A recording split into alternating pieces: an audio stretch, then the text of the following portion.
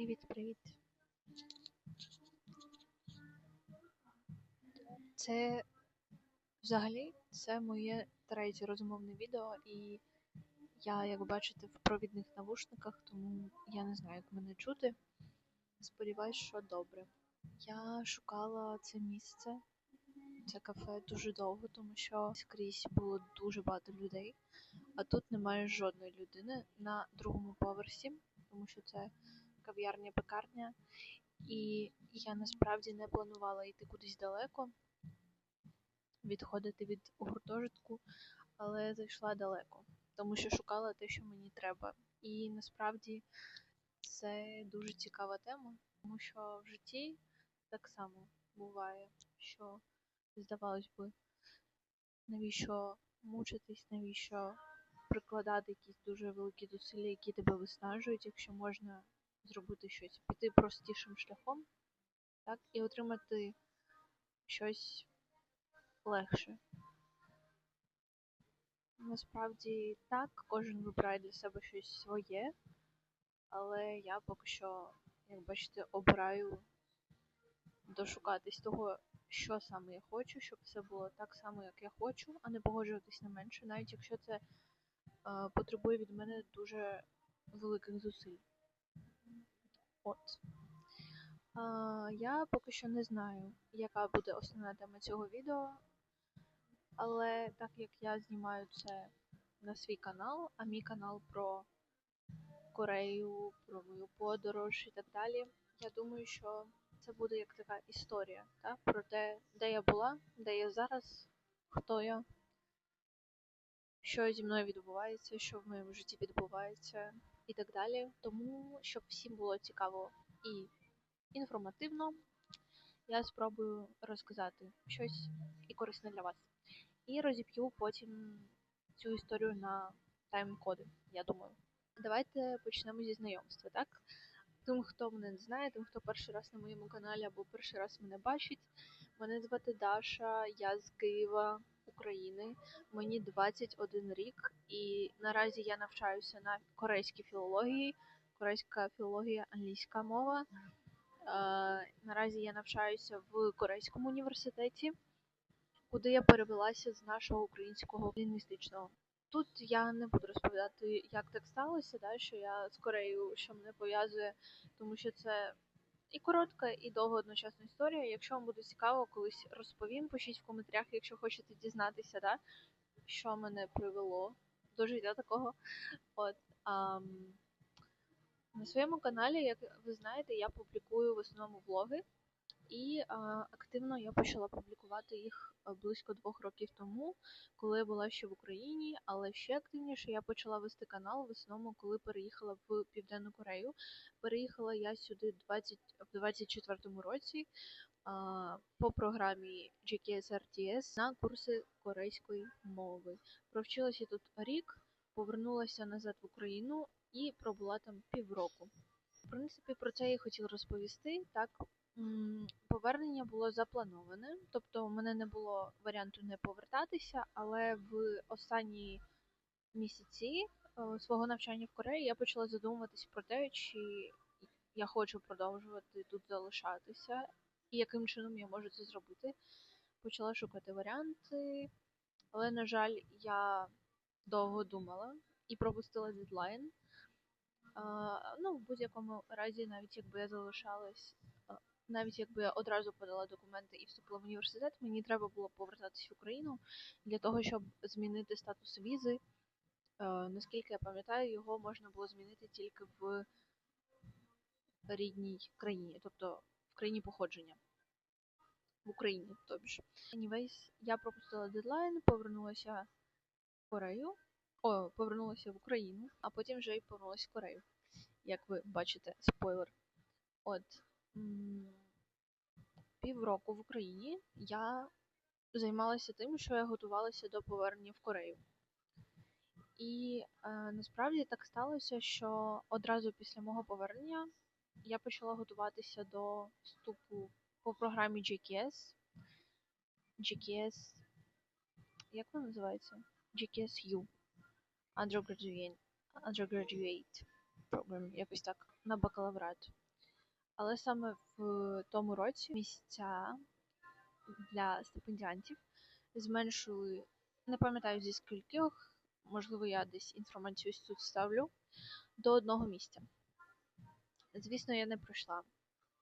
І насправді це був такий, я пам'ятаю, це була осінь, і я дуже багато сил вклала на підготовку. Я фактично приїхала, я пам'ятаю, одразу був обстріл в Києві в ту ніч, і я ночувала в підвалі. Це був кінець серпня, початок вересня, але, наскільки я пам'ятаю, було дуже холодно, от саме в підвалі, в бомбосховищі. Було дуже темно, дуже сумно, і загалом цей період перебування в Україні, він припав на такий дуже холодний і темний період, відключення постійні і обстріли, і було загалом дуже важко, і я дуже-дуже співчуваю всім, хто зараз також з цим стикається, тому що я знаю, як це, повірте. От, anyways, ми всі знаємо, кого ми хейтимо, да? Я дізналась про те, що я не пройшла, і у мене був такий брейкдаун, тому що багато сил витрачено, результату немає, не знаю, що робити далі. В той момент я зрозуміла, що я можу взагалі не повернутися в Корею, залишитись в Україну. І мені було дуже важко з цією думкою, не через те, що я не люблю свій дім, так, не люблю свою країну. Я люблю Київ, я обожнюю Україну. Але просто психологічно мені було дуже важко, тому що в якийсь момент я покинула країну, в якій в мене були друзі, спогади, якісь можливості, дуже багато зв'язків, так? Я все це покинула і поїхала. І насправді, за той час, поки я була в Кореї, я також і втратила багато зв'язків в Україні. Я перестала спілкуватися з багатьма людьми. Загалом, коли повернулася, відчула, що все змінилось насправді. Я пам'ятаю, що перед моїм від'їздом перший раз до Кореї, коли я прощалася з людьми, особливо, знаєте, на танцях, там було велике ком'юніті, я там спілкувалася з багатьма танцівниками, і коли я сказала, що все, я на рік їду, мені сказала Даша Захарченко, танцівниця, що ти повернешся і нічого не зміниться, все буде так само. Можливо, воно то й не змінилось, але те, що я бачила, те, що я відчувала, змінилось все дуже сильно, насправді. Що далі? Тобто я приїжджаю фактично туди, де в мене вже особливо нічого немає. Родина, звісно, в мене є сім'я, це найголовніше. Але друзі, це все, воно таке чуже, якесь дивне. Ніби все знайоме, але все вже не те. Тому що багато людей виїхало, ви знаєте. Просто втратили зв'язки. Спойлер. В той самий момент, коли я вже змирилася з цією думкою щиро, і я щиро навіть хотіла вже залишитись, не хотіла нікуди їхати, мені прийшла звістка про те, що я вступила в Корейський університет, але про це трошечки пізніше. Отже, я не пройшла на GKS, але у мене був другий варіант. З самого початку я знала, що у мене є запасний варіант – це вступ на внутрішню стипендію кудись або в той університет, в якому я вже була. Під внутрішньою стипендією я маю на увазі стипендію за знання корейської мови. Тобто ти здаєш іспит, і якщо ти набираєш якусь певну кількість балів, якийсь певний рівень, ти можеш вступити і отримати знижку на навчання. Знижки в моєму університеті, в якому я зараз навчаюся. Я, коли повернулась, я дізналася свої результати за цей тест і дізналася, що по результатам цього тесту я можу вступити на безкоштовне навчання. Тобто перший семестр навчання абсолютно безкоштовне. А далі його треба підтримувати бал в моєму випадку, в моєму університеті, це був 4.2 з 4.5, тобто це дуже-дуже високий бал, повинен в тебе бути постійно середній бал, щоб ця стипендія продовжувалась. Я почала готувати документи для вступу туди. Це теж зайняло дуже багато часу, дуже багато грошей, тому що всі ці апостилі, всі ці документи, дуже багато сил, нервів, часу і так далі. Але тоді я дуже хотіла, я щиро вірила і знала, що мої зусилля окупляться, так скажімо. Ну, тобто, якщо в мене вийде, то це все буде не зря. І так сталося, що у мене якось цей весь процес, він затягувався постійно, щось йшло не так. То мені мій університет не видавав документи, то я там, в основному це було з моїм університетом українським пов'язано, тобто мені щось там постійно затримували і так далі, потім я щось не донесла і там ще щось. Вже не пам'ятаю, але в результаті я запізнилася. Тобто був дедлайн подачі документів, який я, на жаль, знову ж таки, в який я не встигла.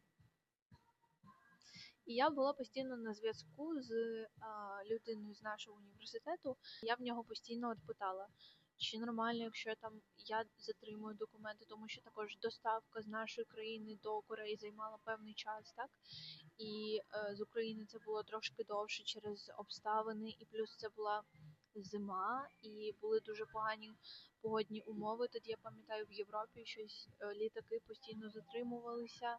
Через це доставки всі якось дуже сильно затримувалися, і все це наклалося, і я така думаю, ну, можливо, не доля. Вже почала така думка підкрадатись, і загалом уявіть, що я повернулася в Україну на кінці серпня, і десь до січня я без перестанку займалася документами і вступом. Плюс на фоні цього всього я вчилася в університеті українському і я працювала. Так, тобто мене це все дуже виснажило насправді, і звісно, я вже в якійсь мірі не хотіла нічого. І я думала, що якщо це настільки багато в мене зусиль займає, чи це того варте. До сих пір не знаю відповідь на це питання, але сподіваюся, що це було того варте. Отже, я спілкувалася з тим чоловіком, і він казав, що добре, ти можеш запізнитися, ти можеш надіслати документи пізніше, але вони мають приїхати там умовно до якогось там 10 лютого.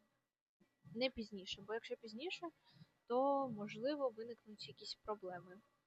Тому що там треба було оплачувати внесок за вступ, плюс оце все взагалі цей весь процес, вся ця бюрократія, це дуже-дуже все складно. І що ви думаєте? Звісно, я запізнилася знову. Звісно, я пропустила оцей дедлайн не через свою провину, а через, знову ж таки, дуже багато процесів. Деякі процеси не залежали взагалі від мене, і вони запізнювалися. І через це саме я і думаю, що якщо все йде шкереберть, якщо все йде не так, як я хочу, не так, як я вкладаю туди оце душу, свої сили, а воно все шляпа якась, понімаєте? Коротше, я вже взагалі втратила віру в те, що щось вийде, і я така думаю, ну все, я впевнена, що я вже пропустила дедлайн, і я думаю, що ж його робити? Ну, на наступний семестр, можливо, вступлю так, можливо, вступлю на наступний семестр, а плюс до цього всього додається те, що я, звісно, раджуся зі своїми друзями, зі своєю сім'єю про це, і постійно говорю про свої думки. І мене так оточення розділилося на дві групи. Перша мене підтримувала і постійно пушила, а друга казала, що ти молодець, в тебе все вийде, але якщо отак, то можливо, це не твоє, можливо, воно того і не варте. Можливо, тобі краще буде закінчити університет в Україні і вступити вже на магістратуру туди. В принципі, це хороша думка. Я постійно також радилася з чатом GPT. А що ви думали про це? Плюс, звісно, до цього всього додавалася фінансова складова, тому що це було доволі ризиковано. Адже якщо я не вступаю на безкоштовне навчання, у мене немає можливості оплачувати навчання взагалі. Тобто у мене така була або стипендія знижки GKS, на яку взагалі дуже важко потрапити, і яку я не потрапила, не отримала, або внутрішня стипендія. Третє, це було відкласти цю ідею, вчитися собі закінчити університет в Україні, трошечки собі фінансову подушку не збирати і вступити вже на магістратуру. Але мені до цього треба було б чекати 2 роки. Я не хотіла чекати, плюс я хотіла якомога швидше вступити через війну, тому що не зрозуміло, що за цей час могло б статися. Тому хотілося якомога швидше прикласти зусилля і отримати якийсь результат. Але я хотіла знати, що я не буду жалкувати, тобто, що я зробила все можливе від себе. Якщо я вже почала з цією ідеєю, з цією думкою, я хотіла зробити все можливе. І якщо в мене вже не вийде, як з GKS, так, що це не від мене залежало. До речі, там була така історія, розкажу зараз. Що якщо нічого не вийде, скільки би я не намагалась, я хоча б не буду жалкувати про те, що я не спробувала. А історія з GKS була взагалі така, що саме от коли я хотіла подати документи, у них сталася пожежа в офісі.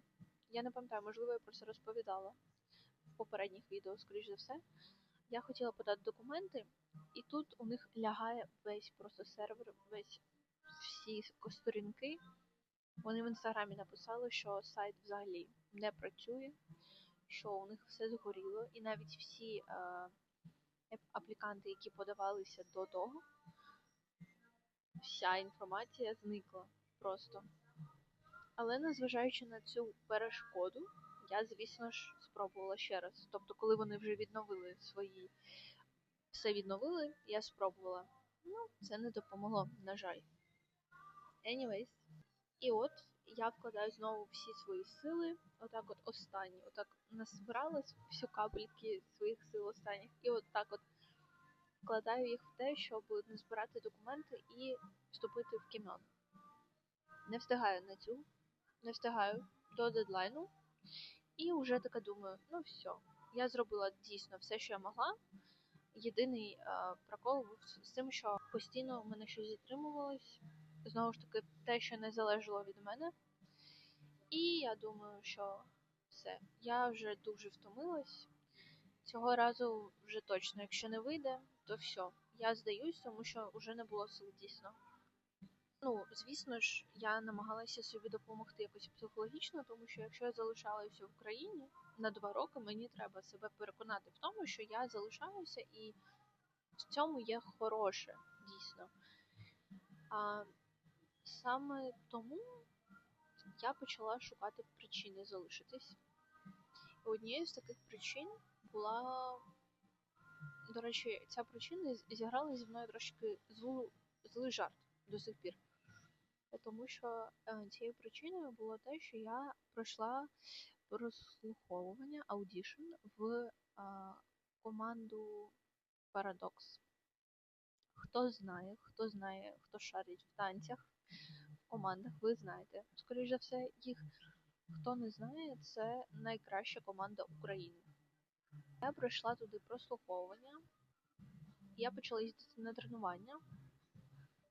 Ми готувалися до концерту Меловіна, який мав пройти в березні. І також були зйомки з Джері Хейл і багато співпраць з різними артистами, які мали бути. Було насправді дуже важко, але дуже цікаво. І насправді я пишаюся тим, що я пройшла, я дуже вдячна за цю можливість і так далі. І я рада, що я взяла цю можливість, навіть якщо я не знала, чи зможу залишитися, я дуже рада, що я спробувала, що я поговорила з Нікітою, з тренером, і я рада, що так все сталося, що він дав мені цю можливість. І саме тоді, коли я почала тренування в цій команді, мені приходить повідомлення, швидко надсилайте ось оплату за вступ, десь $40 приблизно, бо ви вступили, ви пройшли. От якщо ви заплатите за вступ сьогодні або завтра, то ви пройшли. Якщо ні, то все, то ви вже не встигаєте. І я знову вся на стресі, вся отака от вся, тому що це ж круто. Ну, я кажу, і Нікіта мені сказав з парадоксу, так що ти в плюсі в будь-якому разі. Не пройшла би в університет, залишилась би в парадоксі, працювала б з артистами як танцівниця. Пройшла б в університет, полетіла б в Корею. Але оця дилема, оцей дуже важливий вибір, насправді це був один з найскладніших виборів в моєму житті. Дійсно. Тому що, знаєте, коли вам немає чого втрачати, ось, наприклад, перший раз, коли я подавалася на GKR RTS, це було теж дуже ризиковано, тому що до того ніхто не їздив по цій програмі, вона була нова, і ніхто не знав толком, як це все буде проходити, навіть самі організатори, так, ті, хто створили цю програму, тому що це було найперше, тобто вперше таке було. Я була серед тих людей, які поїхали на свій страх і ризик, грубо кажучи. І я отримала купу бенефітів, тому що я ризикнула. Я отримувала стипендію, я отримала купу нових друзів, я отримувала купу нових спогадів, я прожила в Кореї рік. Це була моя мрія. Тому що я ризикнула. Але мені не було чого втрачати. Тобто університет я взяла просто академвідпустку на рік. Тут же я втратила би або навчання в Корейському університеті, в який я вступила, або команду і кар'єру, можливо, в танцювальній індустрії. Як ви думаєте, що я обрала? Я обрала навчання в Корейському університеті. Можливо, зіграло роль те, що насправді першочергово це була моя ціль і моя мрія. Я до цього дуже-дуже довго йшла. Я вбухала дуже багато зусиль і, чесно кажучи, мені було просто шкода з якоїсь сторони, що стільки моїх зусиль, півроку моїх зусиль, підуть в нікуди. Тобто, розумієте, навіть коли ти працюєш дуже багато для чогось, а потім ти розумієш, що ти вже цього і не дуже хочеш, і ти залишаєшся в цьому просто тому, що тобі шкода часу і сили, які ти витратила на це. От, з одної сторони, я відчувала себе так. Я все ще сумнівалася, чи я дійсно хочу повертатися в Корею.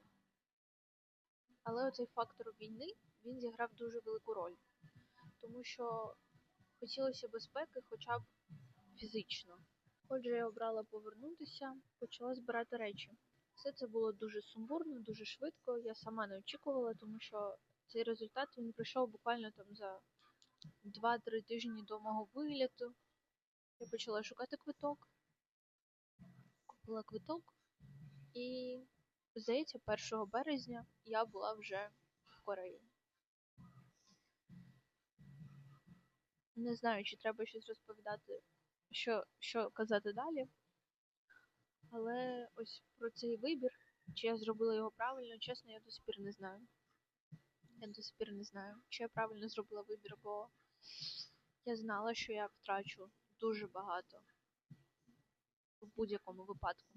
Я втрачу щось дуже важливе для себе. Оце, розумієте, складність в тому, що 2 вибори, вони дуже круті, але якщо я втрачу хоча б один, це буде боляче, тому що обидва для мене дуже важливі. Я зараз дуже сумую за танцями, настільки, що мені прям дуже важко. Я до сих пір не знаю, чи я зробила правильне рішення, але я себе заспокоюю тим, що мені ще 21 рік, що я все встигну, що все буде добре, і що все відбувається так, як має відбуватися. В принципі, це вся історія мого повернення і взагалі, якщо у вас будуть питання, або ви хочете про щось послухати ще, щось вам цікаво, пишіть. Я буду тільки за, я буду тільки рада відповісти, зняти нове відео. Я вже зрозуміла, що іноді краще, знаєте, зробити, щоб просто втілити якусь задумку, хоч би як, аніж постійно намагатися зробити щось ідеально і взагалі не робити нічого. От дійсно. Тому я думаю, що це не останнє моє розмовне відео. Але на наступні теми, якщо у вас є ідеї, будь ласка, пишіть. Я буду дуже рада з вами поспілкуватися. Так що я бажаю вам обирати серцем, іти за покликом серця і бути щасливими. Всім гарного дня!